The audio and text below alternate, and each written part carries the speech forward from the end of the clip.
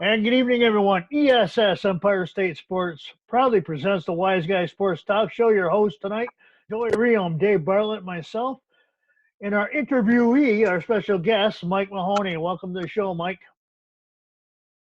Thanks for having me, guys. Glad to be here. More than welcome. Nice to see you. I'm going to turn it over to Joey, and then we'll start running it with it. There we go.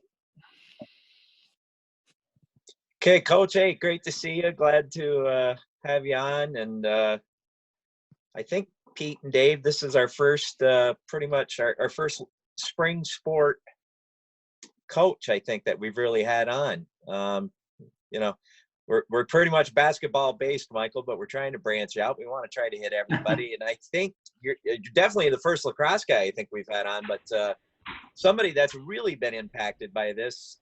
How far did you even get? You must have started practice. Did you even get some scrimmages? Did you even get some games in before the pause came into effect?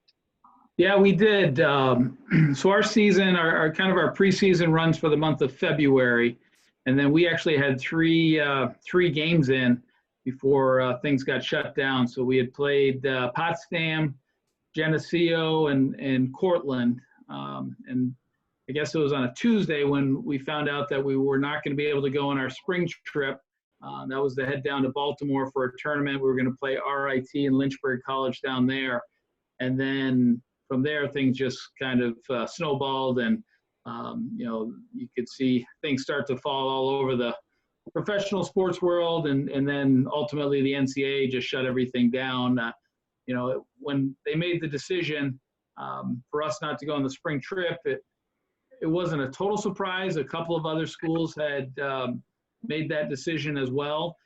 But I said to myself, if they shut down March Madness, then we know this is serious. And shortly after, a couple of days after that happened, and that put a whole bunch of things into perspective. And then, the NBA and NHL, obviously, everything that's kind of fallen by the wayside since then. So, I guess the big thing is I feel for all the spring athletes, I think any athlete knows that this whole situation is a heck of a lot bigger than sports season. At the same time, when I think of, particularly the seniors, any high school senior, any college senior, knowing that potentially, at least for high school for sure, and potentially at the college level, it's going to be their last opportunity. It really was heartbreaking for our guys, but really for any senior athlete out there. Mike, it kind of jumps into something that I wanted to ask you was it being a spring sport, because we've kind of talked about this with the fall for seniors in high school. Fall and winter, maybe they haven't made their decision as to where they're going and still have a chance to scout, and maybe somebody comes along and says, hey, nobody's got you. What do you think about coming here? How does that work in the spring? Because I'm assuming by then is it getting too late to be really looking at seniors in high school? So, and where I'm leading this to is really the loss of this spring when it comes to sports and for their futures. Is this really impacting the juniors and sophomores even more so than the seniors? I know it stinks to lose your season. I totally that, but when I'm talking about maybe college recruiting and things of that nature, is this really where you would be looking at juniors and sophomores? Absolutely.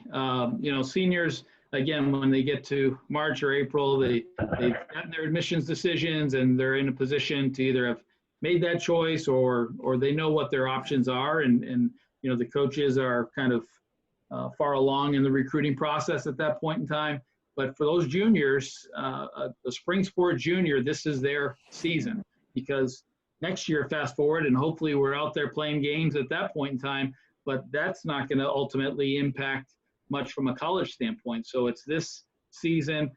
From the lacrosse side of things, we do a lot of recruiting during the summer as well, summer tournaments and showcases, and we'll do some prospect days at our over here at St. Lawrence, and those are totally up in the air right now as well. So the fact that those juniors, those sophomores could lose not only their season, but some great exposure with these recruiting events it's really kind of put everything, just as this COVID-19 has put everything in turmoil, it's impacted them a great deal as well. Mike, do you do a lot of international recruiting, such as over in Canada or anything like that, or can you tell our guests or people that are watching exactly what that determines? Yeah, so over the years we've had our share of Canadians in the program. Not as many as maybe our hockey program, but Canadian field lacrosse continues to grow by leaps and bounds. It used to be primarily just a box lacrosse, the indoor lacrosse scene over in Canada, but gradually we've seen the impact of those guys who were true box players coming down to the college game, and then as that's to materialize, more and more of these guys are understanding the opportunities that are there at the collegiate level in the U.S. So we've attracted some really good players. Some of our best players over the years have been Canadian. Right now, we only have one incoming freshman that is from Canada on our team. Another team that's in our conference, RIT.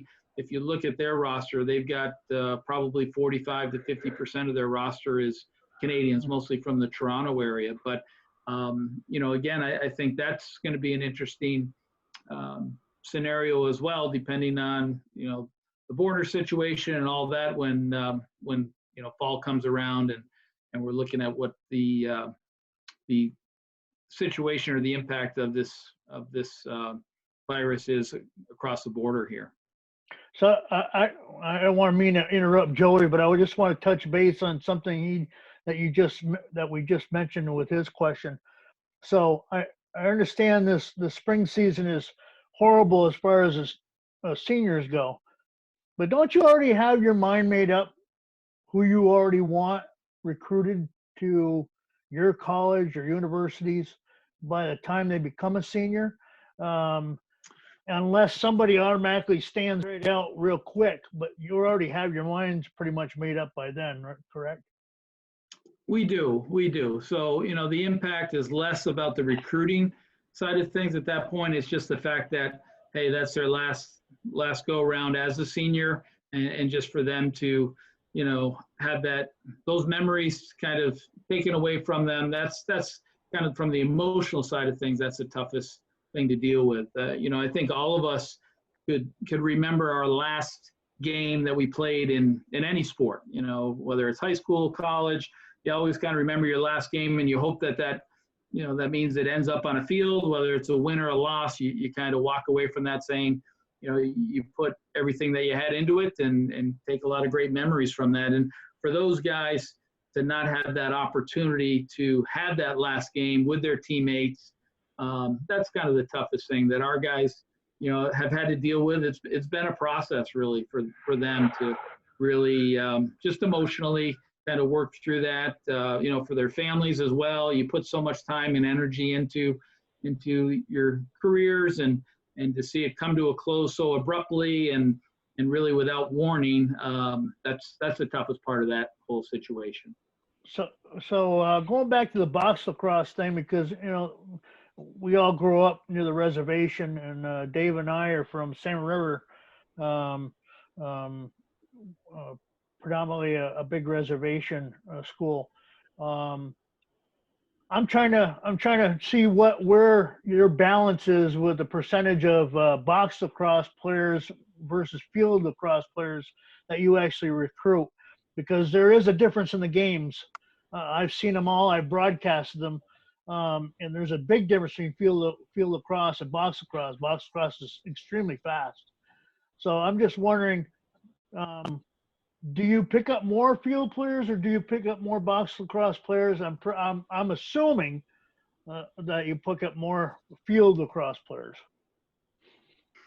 Yeah, I mean that's certainly the focus of our recruiting efforts. The guys that have a box background, but they're also playing field lacrosse, so whether that's Canadian or they're from Akwesasne or Onondaga or some of the reservations that play a lot of box lacrosse, they transition really well to the field game, because as you guys know, the difference in the a box net versus a field net is significant, and if they can score in the box game, they can certainly score in the field game. So the stick skills that they bring to the field game, and to be honest with you, the toughness that they bring really translates well.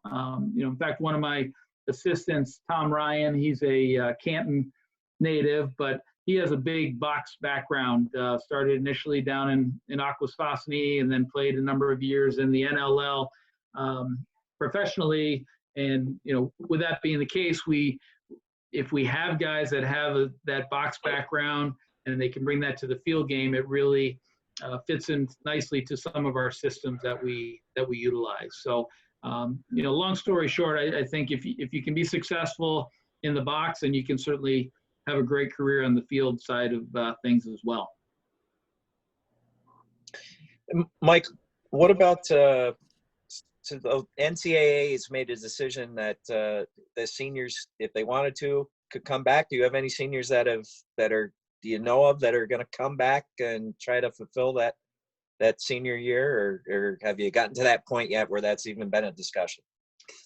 Yeah, it's been a discussion. To be honest with you, I don't think it's going to impact us a great deal, and I think there's a couple of reasons. Number one, we don't have a huge graduate program here. We offer a program in educational leadership, which is a very nice program, but a lot of our guys are going more the business route, the economics route. If they were to do a graduate degree, it would be looking for an MBA or something of that nature that we don't offer here at St. Lawrence. So that's one thing. The other thing is, I think our guys do a great job of staying on track for a 4-year degree. So we don't have a lot of guys that are kind of still lingering, looking to pick up a few extra, more extra undergraduate credits.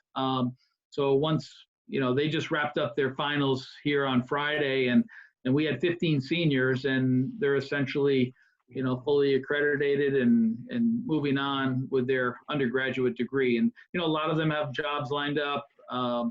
So as much as I'd love to have some of those guys back, I just don't think that we're going to see.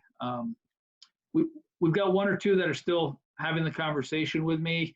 And the other thing that goes into that is it's not inexpensive, right? So for them to come back is going to cost them or their parents some extra coin to do that. And as nice as the opportunity would be for them to get back on the field, they've got to weigh the pluses and minuses of that from a lot of different angles. So, Michael, let's before we get back into because at some point we're going to talk about dad and playing for dad and that sort of stuff. But before we do that, let's stick with the lacrosse stuff. But you came from St. Lawrence Central. You played for you played in a program that has become well renowned, along with probably Salmon River in Section 10. Talk a little bit about the St. Lawrence Central program, your involvement, your time there, who you played for, those coaches that impacted you and led you to where you are now at St. Lawrence University. Yeah, so I grew up in Helena, so obviously not far down the road from Hogansburg, and I can remember seeing lacrosse being played down there. I think my first stick was one of those great handcrafted wooden sticks from the reservation, and so I had an introduction there. But up through elementary school was playing Little League baseball, and had been around and seen lacrosse games, but hadn't really kind of made that commitment in the spring to change over. And then Coach Keegan at some point got a new stick into my hands, and really kind of caught the bug there, I guess, in 7th and then 8th grade. In 7th grade, they had started an indoor league up at the arena, so kind of got my feet wet there. And then in 8th grade, I played on the varsity, as a practice player, and but just kind of fell in love with the sport as a combination of of a lot of different sports, the speed and the toughness and a lot of things that I was looking for in the spring. And plus I couldn't hit a curveball, so baseball was probably not the route I should go. I was a pretty decent fielder, but I couldn't hit a curveball. So did that in 8th grade, and then actually in 9th grade I came down with rheumatic fever. So I was kind of out that whole year, both school-wise and athletically. So, it was a little bit of a stop in the action there, but then came back. And then in 10th grade, I played for a guy by the name of Paul Miser, who I remember him as both my lacrosse coach, and he was a ceramics teacher as well. So I think I still got a couple of those works of art back in my parents' house in Helena right now. One thing I remember about Coach Miser, he had played at Oswego State, and as I look, and we played Oswego over the years, I think he's in their Hall of Fame, one of their best defensemen that ever came through their program. But I remember at one point he tried to convince me that goaltending would be a great position for me. And I can still remember like it was yesterday, being in the high school gym because it was early in the preseason practices, and I was the only one in the gym. I was in the goal, and he was shooting on me, and he was using tennis balls. But I mean, I just remember him firing as hard as he could at me. And at that point, I didn't lose my love for lacrosse, but I knew I was not going to be a goalie. That's for sure. So we convinced someone else. I think Eric Cole was the goalie at the time, but he was looking for someone else to come in behind him. And but he did a great job with the program. And then Coach Hayes came in. I guess Coach Miser was there maybe my 10th and 11th grade year, and then Coach Hayes came in my senior year, who I know you guys had Timmy on a couple of weeks ago. So, and he did a great job with the program, continued to build on what Tom Geegan and Paul Miser had put together, and then Chris Rose has just done an amazing job with the program after he took over for Coach Hayes. But I think the program's always been in great hands from a coaching standpoint. It's always attracted a lot of really good athletes over the years, and guys that had really good skill, worked hard, worked together as a team, and they've just done a tremendous job there over the years. Was Tom Geegan still around to help out with Tim and Miser, Coach Miser, during your time? Was he still around? Was he helping out in any capacity? I feel like he was helping at kind of like the JV level and the junior high level. He wasn't on the sidelines necessarily for the varsity program at that point in time. I think ultimately or eventually he came back and helped out a little bit more, when Chris jumped on board there. But at that time, I think he kind of wanted to step away and give those guys some space to do their thing and put their imprint on the program. Well, and being the athletic director of that program now, I mean, it's just amazing to see, how big lacrosse has gotten in our community. Chris has taken it and ran with it, done a great job. And I feel terrible for him. Beautiful brand new field that they could be playing on this spring and unable to do that. But yeah. And I'm pretty sure I'm pretty sure people around here were thinking it was going to be a St. Lawrence Central year. I mean, he had pretty much his whole team back. So I'm sure you've talked to Coach Rose a little bit, but I see him walk by my house every day, and I'm thinking, boy, he'd be at a game or practice right now. Feel terrible for him. So yeah, he's done a tremendous job. The one thing that I've tried not to do, but it's hard not to, and I know Chris does it, and anyone that's coaching, as the dates of the calendar go by during the spring, you'd be like, yeah, I should be playing, we should be down at Union for a game, or RIT should be up here. This is the start of the conference tournament, or things went well in the NCAA tournament was, we'd be coming off a couple of games in the NCAA tournament. So you try not to do that because it absolutely drives you crazy when you think of it that way. But it's human nature, and I'm sure Chris is doing the same thing this time of year. You'd like to think that. The only thing I took solace in this weekend was it was snowing so badly. I'm like, geez, I mean, this is supposed to be playoff time when the weather's supposed to be decent in early May here, and we got flakes the size of softballs falling right now in Canton. So, but that's the hand that everyone was dealt, and everyone will, I'm sure, bounce back and just try to get back at it next year. So Mike, could you educate us a little bit on how you got to your level? Because you just didn't go from high school player to boom college coach. So enlighten us a little bit on exactly what steps you took to get to where you are now. Yeah, so after I graduated from SLC in '89, I went to another St. Lawrence, which made it easy on me from that standpoint, but just down the road in Canada, St. Lawrence University. So at St. Lawrence, I played both football and lacrosse. So in high school, I was football, hockey, and lacrosse, and then at SLU, I played football and lacrosse for 4 years. So, that was part of the decision-making process for me. Was, really, I was kind of one of those guys that depended on the season.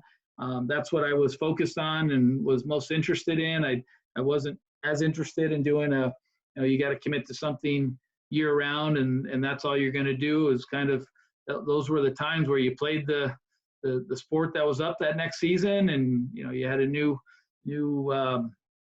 kind of team chemistry and friendships and coaches, all those things that were special along the way. But so after high school, came over to St. Lawrence, played 4 years of football and lacrosse.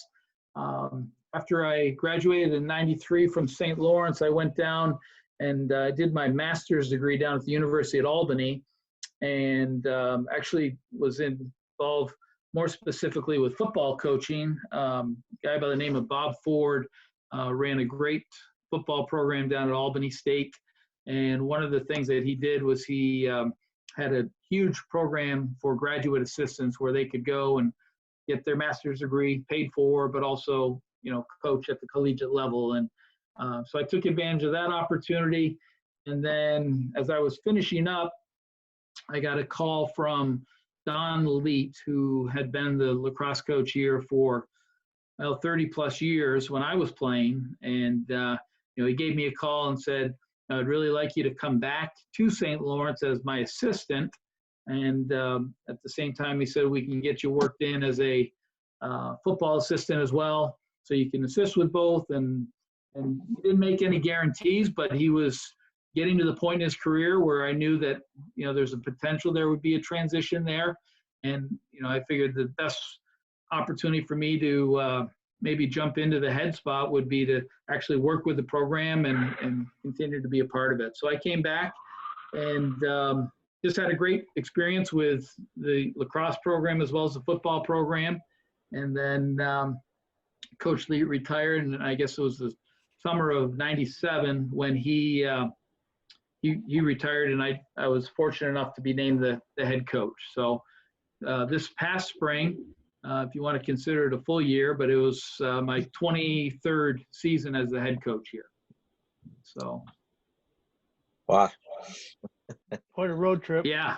It's not too bad though. Like some people we've had on here, they bounced and bounced and bounced and bounced.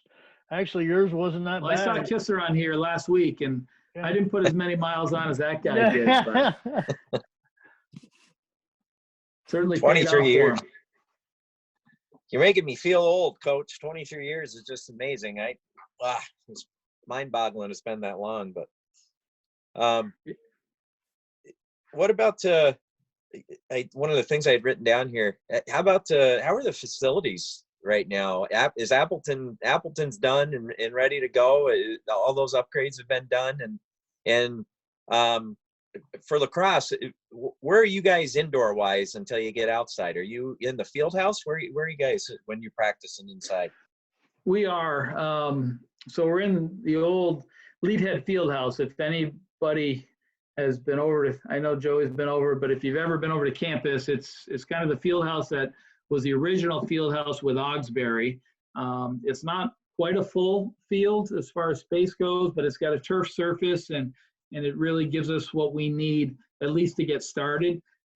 Again, as Joey will know with the turf fields, that makes a big difference as far as the ability to get outside earlier. When I first, when I played at St. Lawrence, when I came back, we used to take our spring trip to Florida in the middle of March, and then we'd come back and we'd have to go back into the field house because we'd have grass fields and they just wouldn't be ready to play on. So now with the turf fields, we're, as long as the temperatures are reasonable and we're not getting, 6 or 8 inches of snow that morning, they do a really nice job here of getting our field cleared and allowing us to get outside. So the field house is a nice option when we need it, but it's also probably is not as big a necessity as it once was, 25 years ago, prior to us having the turf fields.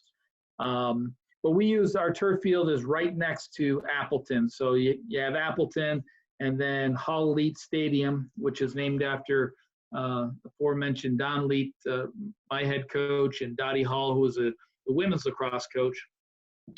And so we have that turf, and then the next field as you're coming across, is the football field, Leckenby Stadium. So, I think all in all, we're fortunate to have some great facilities here for our student athletes. The renovations to Appleton, for you guys that are hockey fans, they were able to play a handful of games here at the tail end of the season, but next year, they'll be opening that up, first thing. And that's really, they did a great job of kind of keeping the older style Appleton, with the old wooden bleachers that everyone remembers here, but also modernizing it on the perimeter with, new locker rooms and weight rooms and things like that. That really helps with the recruiting process as well. Kind of the next phase of that, just from a pure lacrosse standpoint and some other spring sports, is they're hoping to add off the back of Appleton Arena for some locker rooms for men's and women's lacrosse and softball, and I think baseball and some other sports that use that area of the facility. So we're looking forward to that, which hopefully will happen sooner rather than later. Pete, Dave, anything? I've got some stuff I'll get into, but I kind of wanted to save that as we get closer to the end. So let you guys get a crack couple here. I'm trying to feed off a coach here. I think I know exactly where that field house is. My oldest daughter played indoor soccer in there at one point. Yeah, so I know that's exactly it. Yeah. But it's a nice facility. Coach, so I'm sure Joey has a bunch of questions for you. I'm just going to try to feed off what information you're giving us. So you've seen a lot of changes in your years of lacrosse. Predominantly, one of the biggest changes I would assume would be the fields, grass and AstroTurf. What's the difference in the percentage-wise of what you're playing on when you guys travel or anything else? Yeah, honestly, it's a rarity for us to play in a grass field anymore. I would say I think Vassar is in our conference. They've got a grass field. They also have a turf as kind of the secondary option if they need it. But 95% of the time we're on that field turf, which is grass-like, but it also gives you the benefit of being able to clear it off a little bit easier, certainly than you could a grass field. I think it makes for a faster paced game. The ball is on the ground less. It used to be back when I played, especially early in the spring, the ball's down, it's in the mud, and it's just 8 guys trying to, muck it around a little bit, and it wasn't the prettiest of games probably. So I think it's more like playing, on that hard surface. It keeps the ball a little bit truer with bounces, and the ball's getting scooped up a lot easier. So I just think it's a more aesthetically pleasing game probably than it used to be 25 or 35 years ago. I'm familiar with the Vassar fields. I've lived in the Poughkeepsie area for a bunch of years, and if the field I'm thinking about is the one right next to the road, Actually, it's Yes. part of the football field there. So I'm quite Yeah. aware of that field. Yes, I am. Um, I had something right on the tip of my tongue, and now I can't remember what I was gonna say. Um, oh, Well, I can jump in here. oh, thanks, Dave. I think you Um, saved me. Yeah. sure. So you had the honor of being named National Coach of the Year a few years ago. Talk a little bit about that season, and was that one of your most successful seasons? And also about the honor of being named as a National Coach of the Year. Yeah, it was, it was a tremendous run. And, a little bit out of the blue, to be honest with you. I think the year before we were something like 8-7, 9-8. I mean, we were just over 500. So it wasn't necessarily going into the year and saying, hey, we've got everything in place to make a Final Four run, which ultimately that's what it turned out to be. It was just one of those years where we actually got off to a great start in our season opener.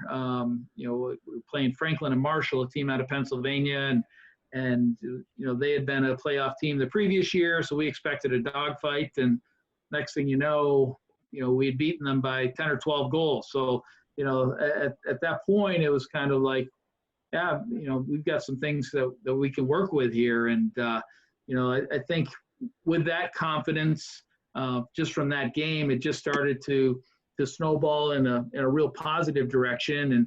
And as the year played out, we had a really good regular season, and then in the semifinals of our conference tournament, we played RPI at home. We were the 2 seed. RIT was ranked ahead of us as a 1 seed, and we lost to RPI at home on a Friday afternoon. It was like 9-5 or something, and honestly, we couldn't hit the broadside of a barn. Like, it was the worst game we could have possibly played. And at that point, we had I think that was maybe our second loss. And even though I felt like we had a resume that was going to allow us to get in the NCAA tournament, deep down I felt that way. Until you actually hear your name called, there's certainly no guarantees, and we hadn't been to the tournament for the previous handful of years. So that was 48 hours that I remember being real nerve-wracking, just waiting for the tournament field to be announced on that Sunday night. And but so we got the team together. We took the gamble. Let's get the team together. We're going to watch the NCAA come out with their selections. And like when they announced that, we were in Augsburg in this classroom, and when they announced that, I'm surprised we didn't blow the roof off the room that we were in, or off the building in Augsburg, because just kind of the excitement level, and you just felt like you had a second, basically a second lacrosse life at that point in time. And from there we got a pretty good seed, won our Wednesday game. Things fell our way in a couple of games too, as far as some upsets happened that may have helped us. We played Springfield in the second round, and then probably one of the best wins certainly from that year that we've had here was against Amherst College in a quarterfinal game. It was senior week, so graduation was the following weekend, and the students were there, but they didn't have classes. So it was a beautiful Wednesday afternoon. Place was packed, and we knocked off a real good Amherst College game or team that day, and then either you win it all or you run up against it. And that following game we played down at Tufts University in outside of Boston, and they had a team that year, and they stopped us in our tracks, I guess you could say. But it was just a really great group of guys that were fully committed, guys that played with a lot of confidence, played with a lot of energy, and it was certainly a fun ride. And those are the guys that were deserving. As I look back on that, any award is just about how great that group of guys was, how great my staff was, and just kind of everything kind of falling into place. And it was a fun ride to be a part of. Great. That's great. So I'll go back to, I guess I remember one of the ones I was going to ask you, Coach. During your career at St. Lawrence as a coach, is there one of those teams, one of those rival teams that you go, that you either get geared up for ahead of time more than anybody else, or one of those ones that make you pull your hair out of your head that you have to face, that you know it's coming up on your schedule? Yeah, there's probably a combination of teams. Certainly being up here, we'd be crazy to look past Clarkson anytime. It's just such a great rivalry in all sports. And, Bill Bergen over there does a great job with that program. And we know that it's going to be a dogfight regardless of what the records say or rankings or anything like that. So, Clarkson's one of them. The team right now that's got me pulling my hair out a little bit is RIT. They've really had a great run. They're somewhat new to our conference, so they weren't one of the original members of our conference. But since they've joined our conference about 8 or so years ago, they've been dominant. And so they're one of those teams that we're still trying to figure out the exact equation to get the better of them. We've had some really good games, some 1-goal games, some overtime games, but just haven't seemed to get over the hump against them. And then another team that I think in a lot of ways are similar to St. Lawrence, just as far as the type of school and we recruit against them a lot. That they've done a really nice job is Union College. That's another school that we certainly get geared up for that one, and we know it's going to be a dogfight. So it's a really good Division III lacrosse conference across the board, and some of those schools that I mentioned are ones that we kind of circle on the calendar and make sure we're ready to go, because if you're not, they're going to.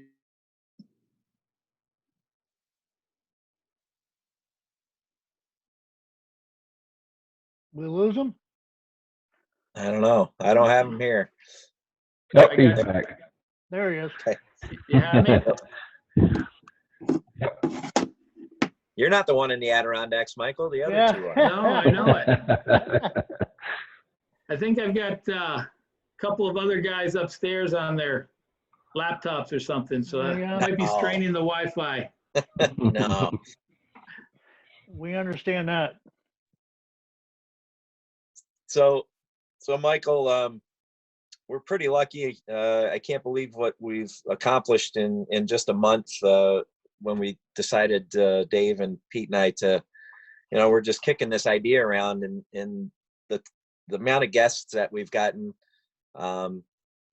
couldn't be prouder of some of the people that we brought on. But in a couple of weeks, we're going to bring on they are the only two guys that I didn't play for, but I call them coach when I see them or talk to them. And they're both named Jerry.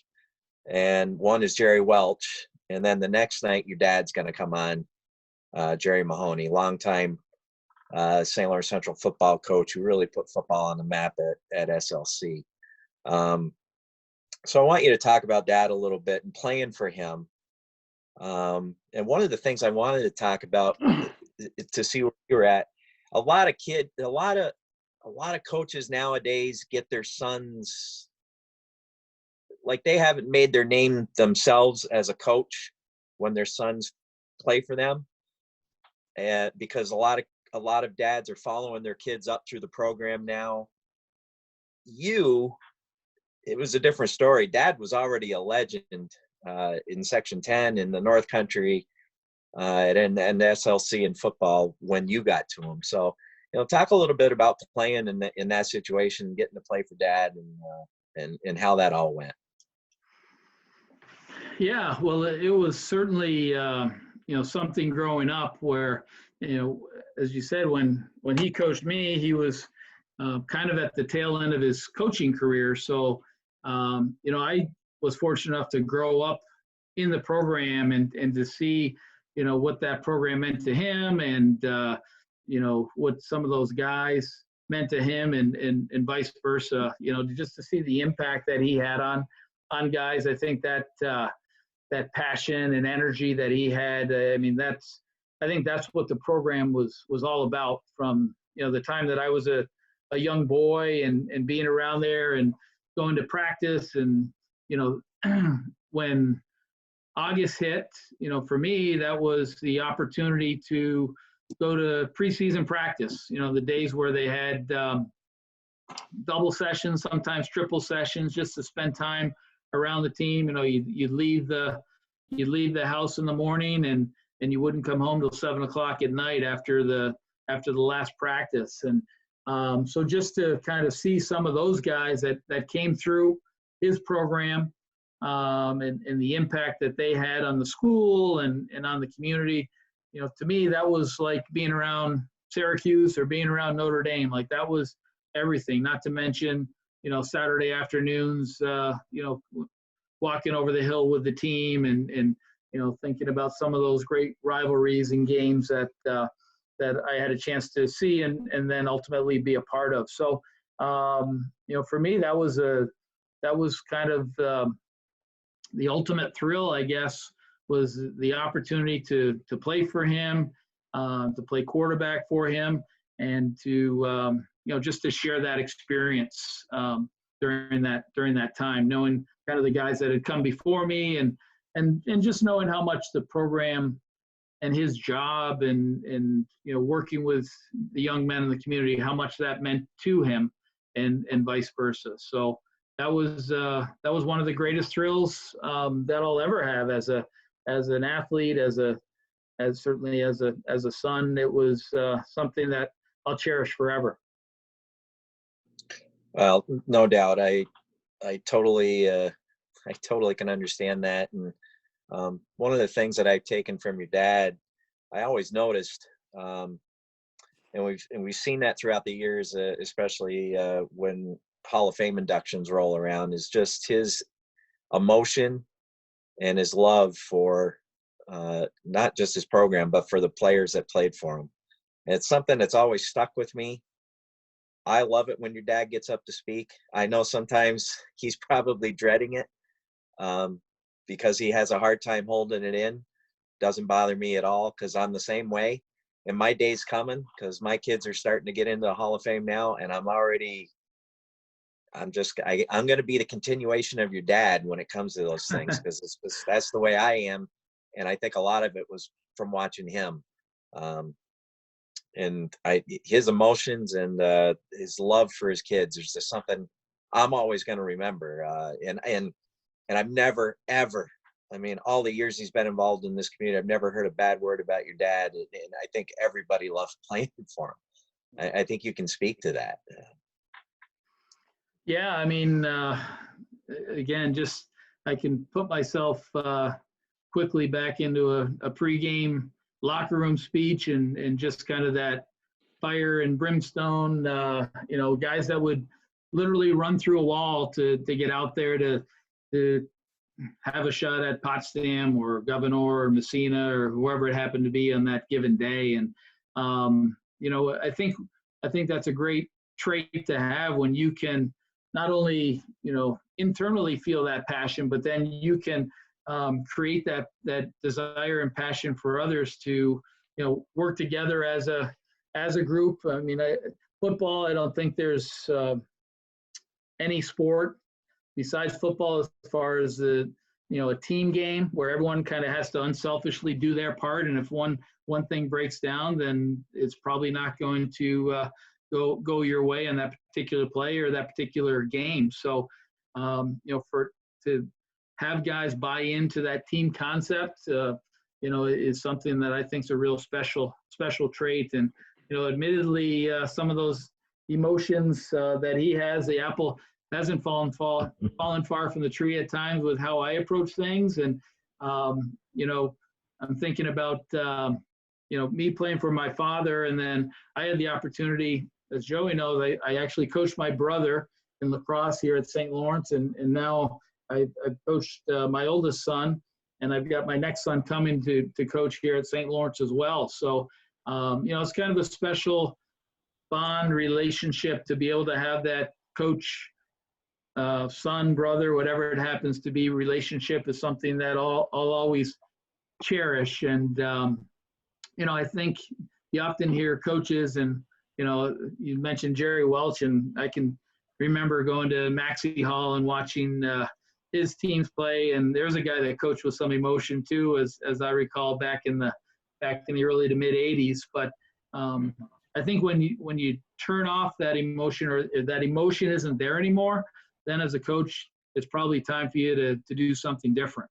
I think you've got to have that fire burning inside, and because not only do you know it, but your players will know it, and people around you will know it if it's just not as ingrained as maybe it once was 10 years ago, 20 years ago. So, I'll always have some just tremendous memories. I'm thankful that he and my mother are still together, because it wasn't always, a perfect situation when you're coaching your son either, but it was a lot of fun, and I think he looks back on it fondly, and I certainly do as well. Well, without a doubt, Michael, he's impacted this community greatly, and hopefully somebody can teach him how to use Zoom in a couple of weeks when we try to get him on here. I know he's a little nervous about that, but hopefully we'll get that figured out. And I know we're looking forward to that night to have him on. And again, that'll be a special hour with your dad that night. So. You definitely didn't run the AV club in high school, Joey. You'll find that out, but I'm sure my mom will help him out a little bit. Well, if we can get Jerry Welch and Jerry Mahoney both to figure this out in back-to-back nights, those are going to be two good nights. So, yeah, I'll look forward to watching those. Awesome. And the other thing I just quickly think of with your dad is that he's still out and about. Obviously, he must get out still and watch your games. And watch your sons as they were playing, and he was at my and I didn't know this until an interview that we had with another guest with Steve Skiff.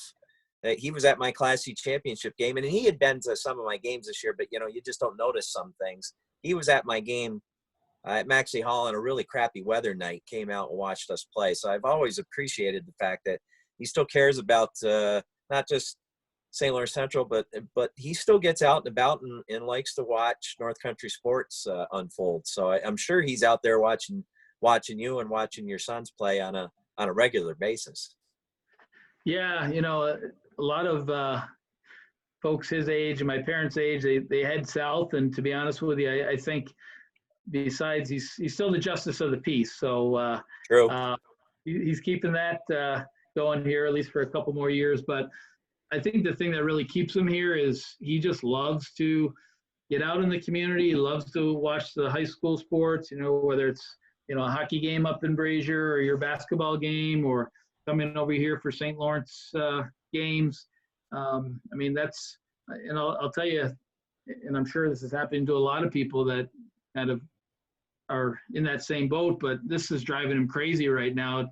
The whole shelter in place thing, he's a social guy by nature. So if he can't get out and chat up people and just to kind of get out and see what's going on, it drives him a little bit crazy. But I'm sure next fall he'll be back out and about checking out things in Larryland and everywhere else. So. And he still has his Monday golf group, I would assume. Has that started back up yet? They like to travel all over the north. Inlet will probably be a place they go to, Dave. You might see this group of guys at some point. They like to travel to North Country. I think they play on Mondays, like a bunch of old coaches and officials, right? They do. Yeah, they're all over the map. Sometimes they'll cross the border too, and I think he loves the camaraderie of that. Obviously the golf piece, but more so the old stories that maybe he's heard and told 500 times, but he still enjoys those. That's for sure. Well, I'm 50 years old now, so I'm waiting for the call. I'm assuming I'm eligible now for this group. Absolutely. Get you on the Because I list. would love that. I would love that. Not 55 and older. Yeah.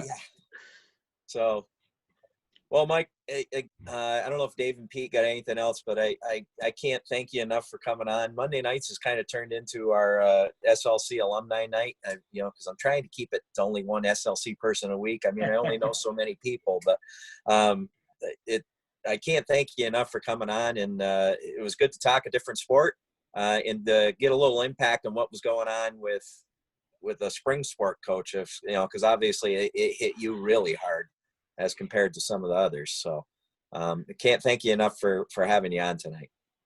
Yeah, no, I appreciate you guys doing this. I think as you found, there's a lot of interesting stories coming out of the North Country, and this is a great time for everyone to hear kind of some background, and I would encourage you to keep it going. We're eventually going to get out of this mess, but keep it going, because I think there's a lot of people that really enjoy what you're doing. So I appreciate you guys taking on this project.